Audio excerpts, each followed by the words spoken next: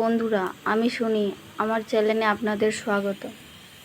আমি আজকে ডাল রান্না করছি। পেঁয়াজ, শুকা লঙ্কা, পাঁচফোড়ন, রসুন সব দিয়ে এর মধ্যে ডালটি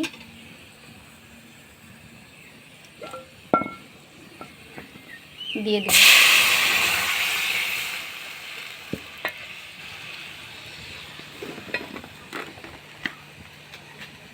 তারপরে স্বাদ মতো লবণ দিয়ে একটু নাড়াচাড়া করে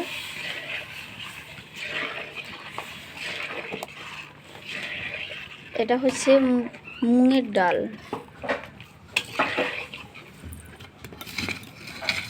আপনাদের যদি ভালো লেগে থাকে এভাবে একবার রান্না করে খেয়ে দেখবেন। আশা করি তোমাদের খুব ভালো লাগবে।